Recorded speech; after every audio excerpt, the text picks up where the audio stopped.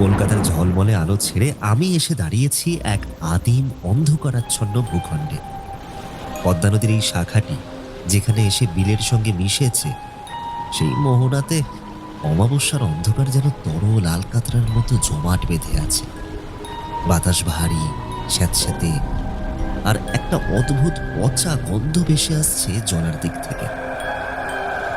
আমি ডাক্তার, বিজ্ঞানে আমার আস্থা রয়েছে, কিন্তু এই স্থান যেন আমার যাবতীয় যুক্তিকে উপহাস করছে। নৌকোয় লণ্ঠনের আলোটি বাতাসের ঝাপটায় বারবার নিভে যাবার উপক্রম করছে। আমি ছইয়ের ভেতরে বসে আছি। পরনে আমার কলকাতা থেকে আনা ইস্ত্রি করা ধুতি পাঞ্জাবি, কিন্তু এখন তা ভিজে ভারী হয়ে রয়েছে। ভুবন মাঝি লগি ঠেলছিল প্রাণপণে। তার শীর্ণ শরীরের প্রতিটি পেশি টান টান, যেন কোনো অদৃশ্য শক্তির বিরুদ্ধে সে লড়াই করছে। কর্তা, ও কর্তা, আর না, এই সেই ঘাট। কি হলো ভুবন? নৌকো থামিয়ে দিলে কেন? এত তাড়াতাড়ি এসে পড়লাম? না কর্তা, এই সামনে ওই যে শ্মশান, তার পাশ দিয়েই পথ। আমার ডিঙি এর চেয়ে এক হাত আর এগোবে না কর্তা। এই হিজলতলির ঘাটে একবার পা রাখলে আর ফেরার উপায় থাকে না বাবু। এ কেমন পাগলামি ভুবন? রায়চৌধুরীদের বাড়ি এখান থেকে অন্তত 2 ক্রোশ হবে। তুমি কি আমাকে এই কাদা জলে নামিয়ে দিয়ে পালাবে? হ্যাঁ, শোনো, আমি তোমাকে দ্বিগুণ ভাড়া দেব বলেছিলাম। ভাড়া? টাকার লোভে বাবু আমি নিজের স্ত্রীকে বেদবার সন্তানদের পিতৃহারা করতে পারি না। আজকে অমাবস্যা কর্তা, হিজলতলির জলায় আজ উনারা নামেন। বাতাস ভারী হয়ে আছে, টের পাচ্ছেন না? ওনারা মানে? পরিষ্কার করে কথা বলো, আমি কুসংস্কারে বিশ্বাস করি না। তেনারা গো বাবু, তেনারা। গত বছর এই তিথিতেই করিম চাচা জলার ধারে মাছ ধরতে এসেছিল। পরদিন সকালে শুধু তার গামছাটা পাওয়া গেছিল বাবু, আর গামছায় লেগেছিল পোড়া মাংসের গন্ধ। বাজে বকো না তো, ওটা হয়তো বাঘ বা কুমিরের কাজ। আচ্ছা, তোমার টাকা কম হয়েছে তাই তো? এই নাও, দাঁড়াও, এই নাও, আর 5টা টাকা দিচ্ছি। আমাকে একেবারে বাড়ির গেট পর্যন্ত পৌঁছে দাও। টাকা নিয়ে কি কবরে যাব বাবু? মেঘের ডাক শুনেছেন? এই মেঘ সাধারণ মেঘ নয় বাবু, এ হলো কাল বৈশাখীর কান্না। আজ রাতে এই পথ মারানো মানে ওই জমের দুয়ারে পা দেওয়া বাবু। ওই ওই ওই যে ওই যে ওই যে ওই যে শুনুন শুনুন, শিয়াল ডাকছে না, কাঁদছে। আচ্ছা ভুবন, ভুবন, আমার কথাটা শোনো ভুবন। জমিদার বাবুর একমাত্র নাতি মৃত্যুশয্যায়, চিকিৎসার দেরি হলে সর্বনাশ হয়ে যাবে। আমি একজন ডাক্তার, রোগীর কাছে পৌঁছানোটা আমার কর্তব্য, আমার ধর্ম। এই ভয় তোমার কুসংস্কার মাত্র ভুবন। সর্বনাশ তো হয়েই আছে কর্তা, ওটা অসুখ নয়, ওটা ডাক। পালকি তৈরির শব্দ আমি শুনেছি। আপনি নামুন বাবু, পায়ে পড়ি আপনার। আমাকে আমাকে অনেক টাকা দিল, আমি আর এগোবো না, আমি আর একটুও এগোবো না। আমার ঘরে ছোট ছোট বাচ্চা আছে বাবু। বেশ, আমি একাই যাব, কিন্তু মনে রেখো ভুবন, আমি ফিরে এসে পুলিশে রিপোর্ট করব যে তুমি মাঝপথে একজন ডাক্তারকে মৃত্যুর মুখে ঠেলে দিয়েছ। ফিরে যদি আসেন তবে রিপোর্ট করবেন বাবু, কিন্তু আমার মন বলছে কাল সকালে এই ঘাটে আপনার ব্যাগটাই শুধু পড়ে থাকবে। ভুবন চলে গেল, আমি একা। সামনে এক বিশাল আদিম জঙ্গল। হ্যারিকেনের আলোয় শুধু নিজের ছায়াটাই দেখতে পাচ্ছি, যা কাদার মধ্যে এলোমেলো ভাবে নাচছে যেন। আমি নিজের মনেই কথা বলতে শুরু করলাম, যেন নিজের যুক্তিবাদী সত্তাকে আমি ক্রমশ জাগিয়ে তুলছি। ভুবনটা একটা আস্ত মূর্খ, গ্রাম্য কুসংস্কারের শিকার। আমি ম্যালেরিয়া বা টাইফয়েড সারানোর বিদ্যা নিয়ে এসেছি, আর এরা পড়ে আছে ভূত প্রেত আর শাকচুন্নি নিয়ে। 1400 হিড্রোসায়ানো, বিটা, মিথাইল, অ্যালানিন বা ভাইরাসের গঠন, এদের কাছে এসবের মূল্যই নেই। হাস্যকর।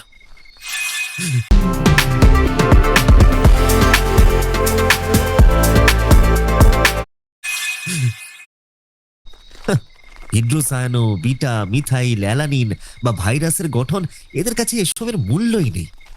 হাস্যকর। কে কে ওখানে? ভুবন, হাজলামি করছো? তুমি কি ফিরে এলে?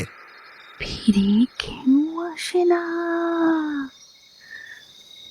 ফিরে কেউ আসে না। এখানে এলে সব ফুরিয়ে যায়। ঘাড় ঘোরালাম। না, কেউ তো কোথাও নেই। কিন্তু আমার ঘাড়ের কাছে স্পষ্ট আমি গরম নিঃশ্বাস অনুভব করলাম। মাংস পচা গন্ধের একটা তীব্র ছাপটাও যেন পেলাম আমি। কে ফাজলামি করছো? আমি পুলিশ ডাকবো কিন্তু। এবার সত্যি আমার সহ্য হচ্ছে না।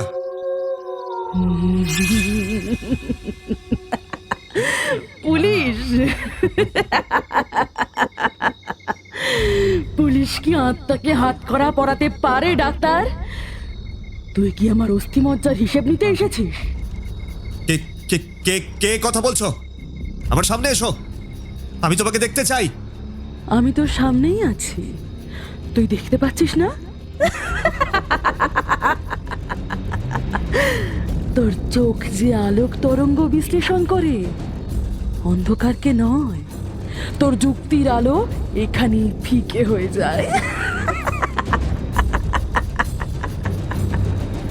আমার বৈজ্ঞানিক জেদ, আমার শিক্ষা সব ধূলিসাৎ হয়ে যেতে থাকলো। আমি যুক্তি দিয়ে জানি এই হাসি, বাতাসের শব্দ, এই গন্ধ জৈব পচন। কিন্তু আমার স্নায়ু বলছিল এসব কিছু মিথ্যা মিথ্যা।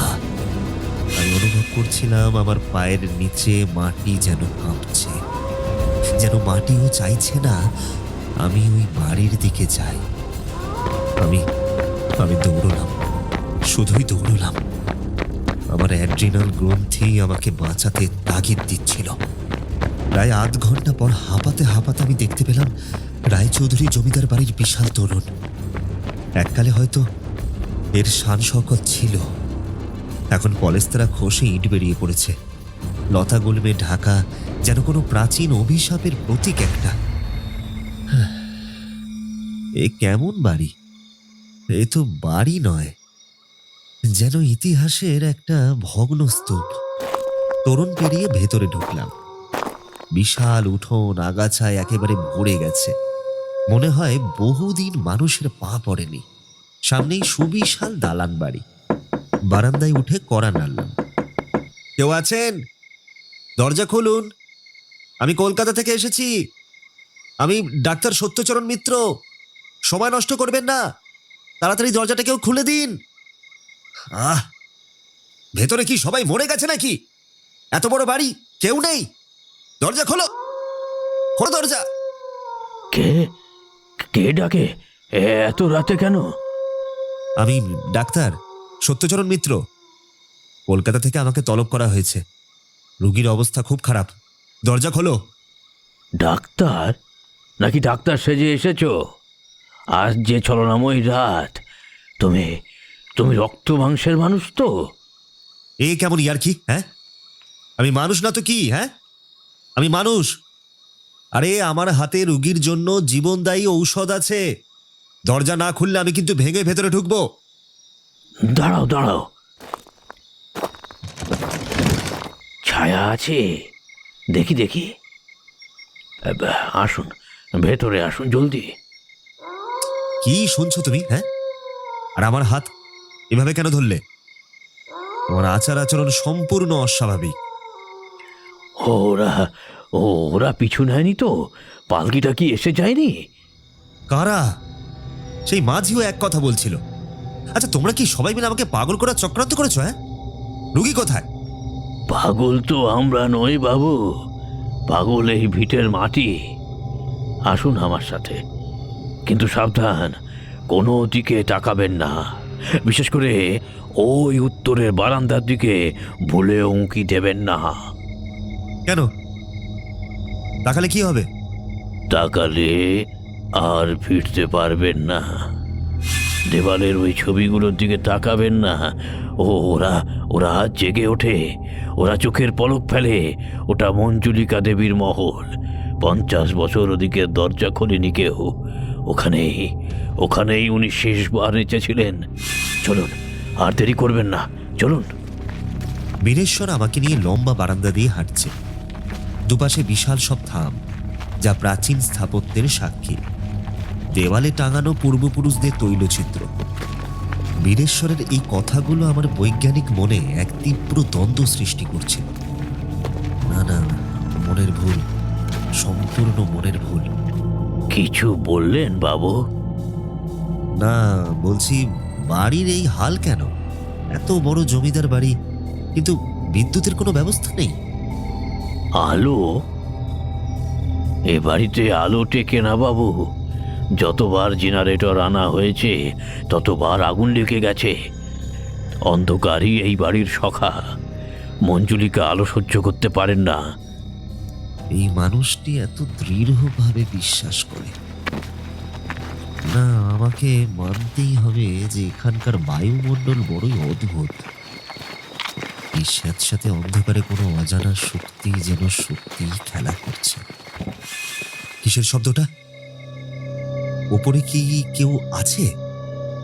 কিছু না বাবু, ইঁদুর দৌড়াচ্ছে। আপনি চলুন, সময় নেই। ইঁদুর? এত ভারী শব্দ ইঁদুরের তো হতে পারে না। মনে হলো কেউ যেন খাট থেকে পড়ে গেল। স্পষ্ট মানুষের দেহভারের শব্দ।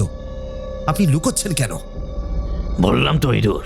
আপনি চলুন তো, ওই ঘরের দিকে আর এক পাও এগোবেন না। আবার? আচ্ছা, আমার কি মতিভ্রম হচ্ছে? এত টেনশন! আমার মনে হলো আমি যেন শুধু এই বাড়ির রোগীর চিকিৎসা করতে আসিনি। আমি যেন এসেছি এক প্রাচীন পারিবারিক অভিশাপের মনস্তাত্ত্বিক কাঠামো বিশ্লেষণ করতে। কিন্তু মঞ্জুলিকা বা তার ছায়া যেই হোক না কেন, তার প্রভাব অত্যন্ত শক্তিশালী। দোতলার একটি বিশাল ঘরে জমিদার রায় বাহাদুরের নাতি অমল শুয়ে আছে। 12-13 বছরের ফুটফুটে ছেলে, কিন্তু এখন তার শরীরটা ধনুকের মতো বেঁকে আছে। খাটের পাশে বসে আছেন অমলের মা রায়গিন্নি। তার পরনে সাদা থান, চুল রুক্ষ। ঘরের কোণে 4টি বড় প্রদীপ জ্বলছে, কিন্তু তাতে আঁধার খুব একটা কাটেনি, বরং ছায়াগুলো আরো দীর্ঘ হয়েছে। এ কি? আচ্ছা, আপনার কি মানুষ? ছেলেটাকে এইভাবে পশুর মতো বেঁধে রেখেছেন কেন? বাঁধন খুলুন। আচ্ছা, আপনারা একে মারতে চাইছেন নাকি? হ্যাঁ, খুলবেন না ডাক্তারবাবু, খুললেই ও চলে যাবে। কোথায় যাবে? আরে জ্বরে গা পুড়ে যাচ্ছে, ও তো নড়তেই পারবে না। বীরেশ্বর, আচ্ছা আমার কথা কানে যাচ্ছে না নাকি? বাঁধন খোলো বলছি এক্ষুনি। আমি ডাক্তার, আমি হুকুম দিচ্ছি। ওর বাঁধন খোলো এক্ষুনি। গিন্নি মা যদি... খুলে দেবি রে। ডাক্তার যখন বলছে মরার আগে অন্তত একটু আরাম পাক। আমাদের কপালে শান্তি নেই। তাপমাত্রা তো 105-এর ওপরে। নাড়ি খুব দ্রুত, হাইপারথার্মিয়া হচ্ছে। আচ্ছা গিন্নিমা, আপনারা কি একে মারবার পণ করেছেন? মাথায় জলপট্টি দেওয়া হয়নি কেন? আর এদিকে জানলাগুলো সব বন্ধ রেখেছেন কেন? এই ঘরে তো কোনো বাতাসই নেই। জলপট্টিতে যে আগুন নেভে না ডাক্তারবাবু। আর জানলা জানলা খুললেই যে ও ডাকবে। কে ডাকবে? কার কথা বলছেন আপনারা? যত সব আজগুবি কথা। ছেলেটার মেনিনজাইটিস বা এনকেফালাইটিস হতে পারে, অবিলম্বে বরফ দরকার। আমি চমকে উঠলাম।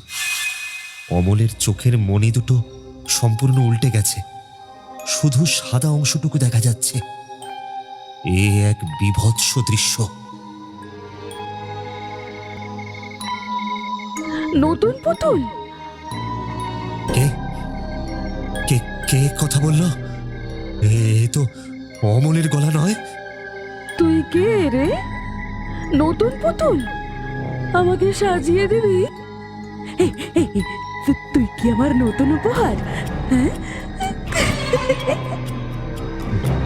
আমি আমি ডাক্তার সত্যচরণ, তোমার চিকিৎসা করতে এসেছি। তুমি শুয়ে পড়ো খোকা। এটা প্রবল জ্বরের ঘোর। এটা তার মানে দ্বৈত সত্তা। চিকিৎসা? ও মা, শোনো গো। এই নাকি চিকিৎসা করবে? ওরে মূর্খ ডাক্তার, তুই কি আত্মার সেলাই করতে জানিস? তুই কি অভিশাপের ক্ষতে মলম লাগাতে পারিস? গিন্নিমা, ও কি কি কি বলছো? এ তো সাধারণ বিকার নয়, এর সাইকোলজিক্যাল সমস্যা আছে মনে হচ্ছে। একে শান্ত করতেই হবে।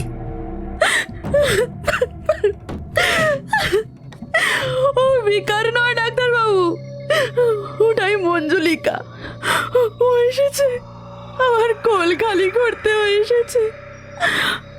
আজ ওরে তিথি, ওর রক্ত পিপাসা আজ মিটবে।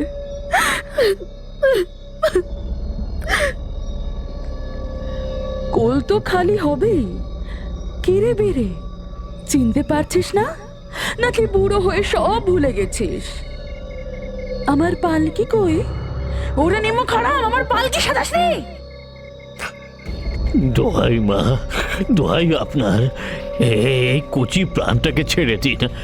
আমি আপনার পায়ে পড়ছি। 50 বছর তো হলো, আর কত রক্ত চাই আপনার, কত? ছাড়বো? কেন ছাড়বো? আমাকে যখন জ্যান্ত অবস্থায় ওই ঘরে আটকে রেখেছিলি, তখন দয়া হয়েছিল তোদের? আমাকে যখন ওই তান্ত্রিকের কাছে যেতে বাধা দিয়েছিলি, তখন মনে ছিল না? হ্যাঁ,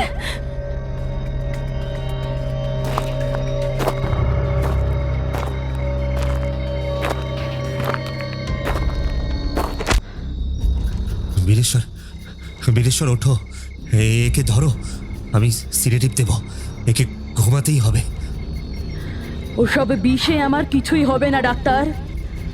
জানলাটা খোল, ওরা আসছে, শুনতে পাচ্ছিস না? হলো সই পালকি সাজা নতুন নরে নয়। শ্মশান ঘাটে বাজে ঝিলেক নিয়ে ডাকে নয়। আর সহ্য হলো না। বিজ্ঞান এখানে হার মানছে না, শুধু তার পদ্ধতি পাল্টাতে হবে। আমাকে সত্যিটা জানতেই হবে। গিন্নিমা, আর আমার সহ্য হচ্ছে না। আমাকে সব সত্যি কথা খুলে বলুন। কে এই মঞ্জুলিকা? কেন সবাই তাকে ভয় পায়? আমাকে না বললে আমি কি করে লড়বো? বলছি, সব বলছি। তবে শুনুন ডাক্তারবাবু, আজ থেকে প্রায় 50 বছর আগের কথা। এবারের মেজ বউ ছিলেন মঞ্জুলিকা। বারাণসীর এক নামকরা বাইজির মেয়ে ছিলেন তিনি। কিন্তু রায়কর্তা ভুল করে তাকে ভদ্রঘরের মেয়ে ভেবে বিয়ে দিয়ে আনেন। সামাজিক সংস্কার আর প্রাণের দাবি, এই দুয়ের দ্বন্দ্বেই জন্ম হয় অভিশাপের। মঞ্জুলিকা নাচ ছাড়া বাঁচত না। রক্তে যার নাচ, তাকে কি খাঁচায় বন্দি করে রাখা যায় আপনিই বলুন? কিন্তু এবারের নিয়ম ছিল বউরা অন্দরমহল পেরোবে না। আর নর্তকীর ঘুঙুর তো পাপ। মঞ্জুলিকা তাই গোপনেই নাচত ওই উত্তরের মহলে। আর অমাবস্যার রাতে সে যেত ওই শ্মশানের ধারে এক তান্ত্রিকের কাছে। তান্ত্রিক তাকে কথা দিয়েছিল জাদুবিদ্যার জোরে তাকে চিরযৌবনা রেখে দেবে, তাকে আবার বারাণসীতে ফিরিয়েও নিয়ে যাবে। কিন্তু তান্ত্রিকের মতলব ভালো ছিল না ডাক্তারবাবু। সে মঞ্জুলিকাকে বলি দিতে চেয়েছিল। যেদিন বড় কর্তা সব জানলেন, তিনি তান্ত্রিককে জ্যান্ত পুঁতে ফেললেন ওই দিঘির পাড়ে। আর মঞ্জুলিকাকে কি করলেন? এই পারিবারিক অবিচার। তাকে ওই ঘরে তালা বন্ধ করে রাখা হলো। 3 দিন 3 রাত তিনি না খেয়েছিলেন, শুধু চিৎকার করতেন, আমাকে ছেড়ে দে, আমাকে ছেড়ে দে, আমার পায়ে কেউ ঘুঙুর পরিয়ে দে, আমি নাচবো। তারপর ঠিক আজকের এই তিথিতে তিনি নিজের শাড়ির আঁচল পাকিয়ে ওই ওই ওই বেলগাছের ডালে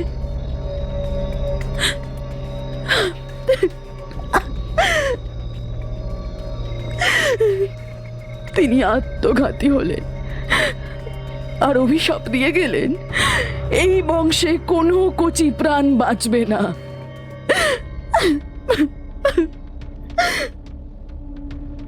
অমল! অমল! মিথ্যে কথা, সব মিথ্যে। তোরা আমাকে খুন করেছিস, আমাকে খেতে দিসনি, আমার নূপুর পুড়িয়ে দিয়েছিস। তাই আমি প্রতিজ্ঞা করেছিলাম, আমি এই বংশের রক্ত পুরো শুষে নেব।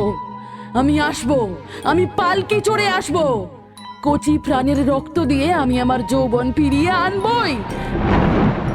বিদ্যুৎ চমকের আলোয় স্পষ্ট দেখলাম জানলার ঠিক ওপাশে শূন্যে ভেসে আছে একটা নারী মূর্তি, লাল বেনারসি কিন্তু শতছিন্ন, পা দুটো উল্টো দিকে ঘোরানো। এ এক ভয়াবহ দৃষ্টি বিভ্রম নয়, এ এক কঠিন বাস্তবতা। কে কে ও? ওটা আমি, আমার ছায়া। শরীরটা তো তোরা পুড়িয়ে ফেলেছিলি, তাই ছায়াটা রেখে গেলাম তোদের ভয় দেখাতে। আমার আত্মার প্রতিফলন, বুঝলি? ওরা আসছে, ওরা আসছে। বীরেশ্বর, আমি কাউকে ঢুকতে দেব না। দরজা আটকাও বীরেশ্বর, দরজা আটকাও। ওদের আটকানো যায় না বাবু, ওরা যমদূতের চেয়েও ভয়ঙ্কর। পালকি এসে গেছে, মৃত্যুর প্রহর। 4টে ছায়ামূর্তি, তাদের শরীর ধোঁয়ার মতো, তাদের কাঁধে সেই রক্ত লাল পালকি। পালকিটা শূন্যে ভাসছে, বেয়ারাগুলো মাটিতে পা ফেলছে না। মা, মা ডাকছে, আমি যাব, আমার মুক্তির পথ খুলে গেছে। দাঁড়াও অমল, তুমি কোথাও যাবে না। ওটা মৃত্যু, ওটা সম্মোহন। তুই তুচ্ছ মানুষ, তুই আমাকে আটকাবি? ছাড়, তোর মানবীয় সীমাবদ্ধতা নিয়ে তুই এই অপ্রাকৃত শক্তিকে বুঝবি না। না, আমি তোমাকে মরতে দেব না। বিজ্ঞান হার মানবে না। তোমার সম্মোহন আমি ভাঙবই।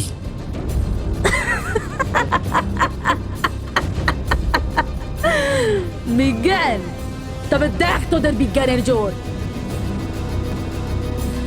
আয়, আমার কোলে আয়, আমার রূপ দেখবি না? হ্যাঁ, আয় আয় আয়। যন্ত্রণায় কাতরাচ্ছি, কপাল বেয়ে রক্ত গড়াচ্ছে, কিন্তু আমার চোখ পড়ল ঘরের কোণে রাখা একটা বড় তেলের টিনের দিকে। পুরোনো দিনের রেড়ির তেলের টিন। আগুন, আগুন, বীরেশ্বরের সেই কথাটা। ওরা আগুন ভয় পায়, মঞ্জলিকা আগুনে পুড়তে ভয় পায়। আচ্ছা, হে ভগবান, শক্তি দাও। জল, জল, প্লিজ, জল, জল। না, আমার চিরন্তন যৌবন।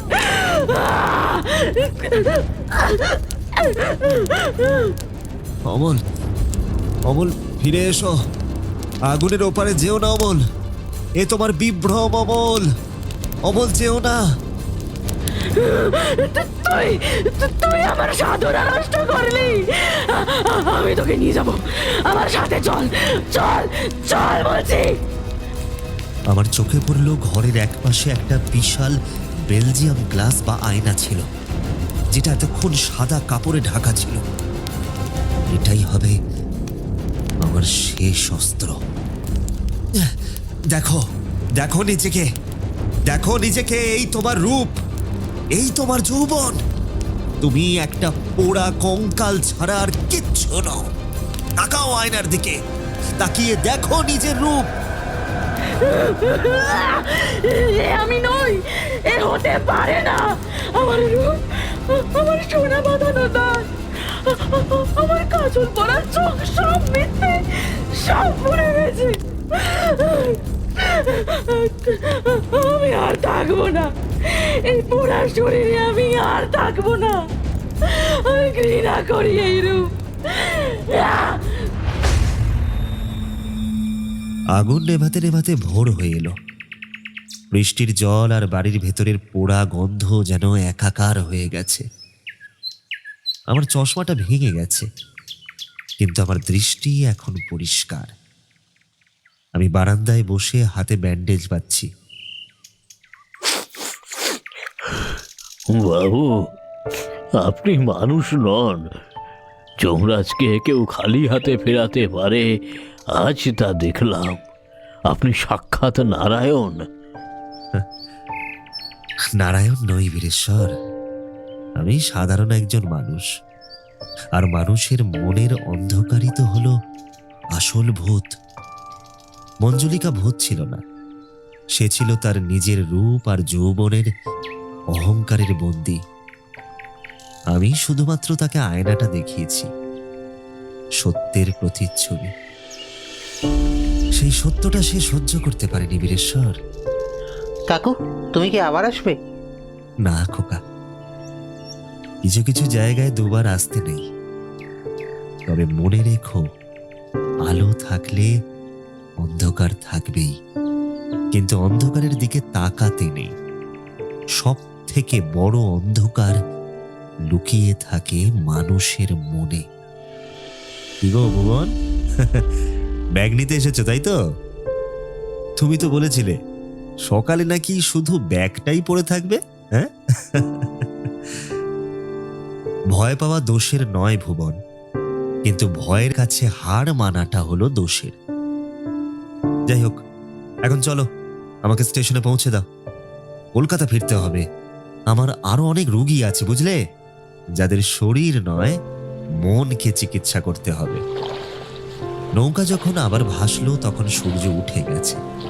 আমি পকেটে হাত দিলাম, সেখানে একটা ভাঙা নুপুরের টুকরো। কাল রাতে আগুনের মধ্যে ওটা কুড়িয়ে পেয়েছিলাম। ওটা এখনো গরম। যাও মঞ্জুলিকা, মুক্তি নাও। জলের অতলে তোমার রূপ চিরকাল অটুট থাকুক। তোমার অতৃপ্ত আত্মা শান্তি পাক, শান্তি পাক তোমার অতৃপ্ত আত্মা।